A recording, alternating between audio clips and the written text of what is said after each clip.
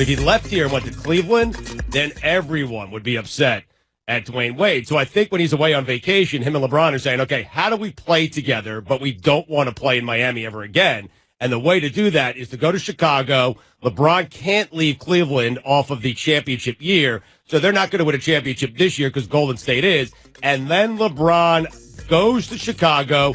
They trade Jimmy Butler for Chris Paul, and that's where those three will play together. Book it.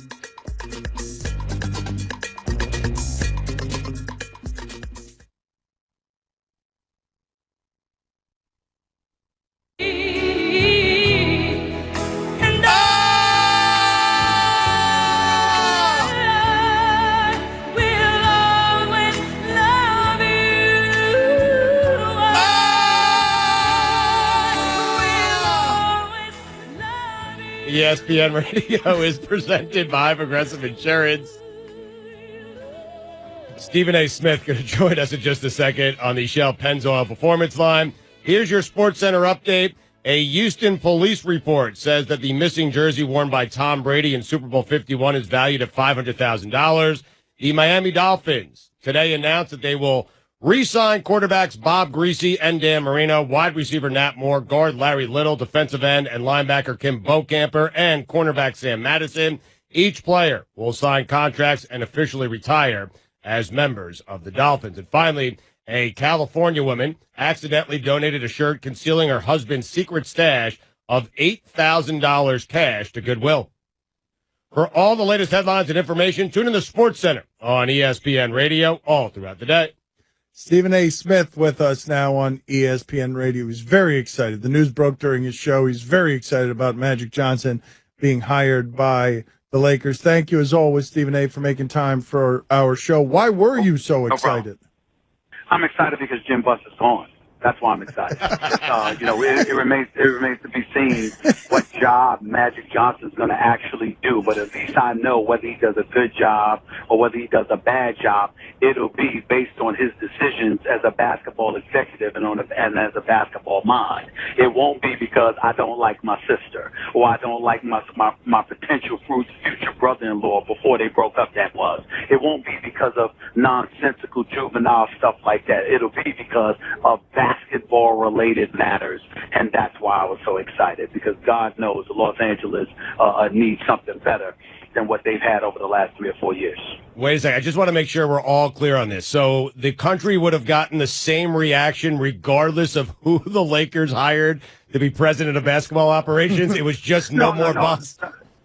Well, it was primarily that. Of course, there's a little bit of excitement because Irvin Magic Johnson is back in basketball, and he's presiding over the Lakers, because I consider him obviously to be synonymous with the Lakers. So the fact that it was the Lakers who hired him as president of basketball operations did resonate. But that reaction that you heard from me was primarily 90% at least because Jim Buss is no longer making basketball decisions for the Los Angeles Lakers. I've got a follow-up question here, because we all have our biases. Journalists try to be objective, but we all human beings have our biases. Are you indeed this happy? Because basically the reason Phil Jackson is running your New York Knicks into the ground is because Jim Buss exists. Yeah. That definitely has something to do with it as well. If it was not for Jim Buss, Phil Jackson would have been here in L.A. He would have never been presiding over the New York Knicks, and I wouldn't be as disgusted with the New York Knicks as I am now. But then again, the level of ineptitude that has sifted through the Knicks franchise like a virus under the stewardship of James Dolan, one could argue it would have been bad no matter what.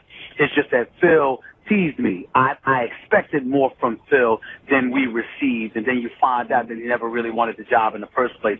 It was just a money grab, and that's what he did. So it's disappointing on that level, but still in all, regardless of what the situation is in New York, nothing compares to what Jim Buss did to the Los Angeles Lakers. You don't bring Phil back as a coach because of Jeannie and your relationship with Phil and supposedly what your father told you. You hire Mike Brown because of the same reason. You hire Mike D'Antoni like a thief in the night because of the same reason. You let Dwight Howard walk out of the door because of the same reasons. All of these things, even to the last breath, their last dying basketball breath, Jim Buss is huddled with Mitch Kupchak, and what are they doing?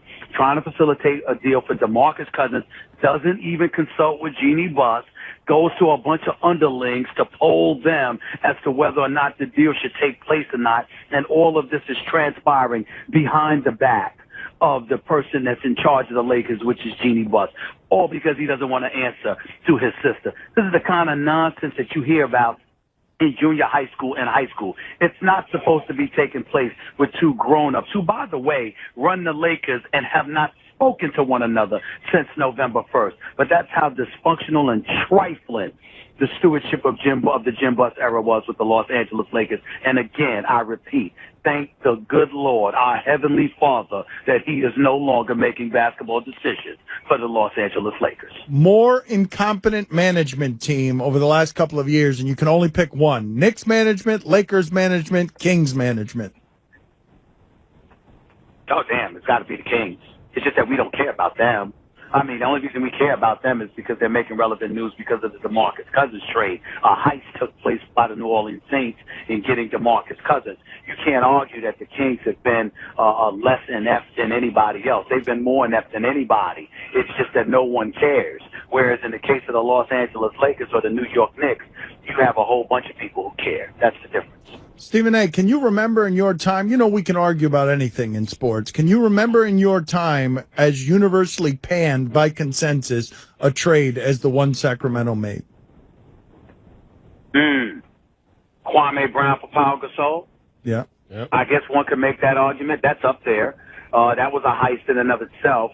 They should have threw a parade for Mitch Kupchak after that deal came through. But I would say it's pretty close to now, considering the talent that is DeMarcus Cousins, what the Kings got back in return, how Vlade Divac went on the record and said he had a better deal 2 days earlier, but essentially let us know that the DeMarcus Cousins agent ruined the deal. In the end, what you're conceding is that you didn't get the deal that you wanted, and you let go of the best big man in basketball anyway. That's kind of inexcusable. Stephen A., you tweeted out recently about DeMarcus Cousins. The stuff that has been said about this kid really wrecks your nerves. Can you expand on that for us? Well, what bothers me about it is that I get tired of executives talking to me about how players are headaches. Well, what the hell do you do for a living? You ain't bouncing a basketball. You damn sure ain't scoring or playing defense. Your job is to bring all of that together and find a way to work through that terrain, to manipulate it to such a degree that you're able to still maximize the potential of the talent around you, regardless of the potential hiccups. I'm not trying to sit up here and act like DeMarcus Cousins is a choir boy or anything like that. I'm saying, so what? The man averages 28 and 12 for you. Go out there and make sure you surround him with the requisite talent and find a way to maneuver your way through the headaches that he causes so you can move forward and win basketball games. Don't use him as a perpetual excuse for your own ineptitude. Don't sit up there and blame him because of the fact that you can't get anything around him and you can't get things done. Find a way. That's your job. If you can't, move the hell to the side and bring an executive in here that'll find a way to make it work. We got to let you go. We know you're out of time, but before you go, and I know this isn't a piano bar, do you mind or do you remember any of your General Hospital lines? Can we get, without any context, you a little bit of Stephen A. Smith in his role on General Hospital? Do you remember any of your lines? Yeah, the easiest one, the last one I did when I said Carly Corinthos has a crush, as a crush on Brick. I was playing around with the mobster, Sonny Corinthos. His wife is named Carly, and I think she's gorgeous. And, Brick likes flirting with her or whatever and likes messing with Sonny to let him know that, you got a wife who's the bomb. So, therefore, I kind of like her. So I mess with him every chance I get about her. And that's the one that jumps out to me because every time I go there, I see the woman named Laura Wright who plays the character that is Carly, and she is gorgeous. What is your favorite acting role? What is the favorite one you've done so far? This one. Okay. This one. I love being on General Hospital. I've been watching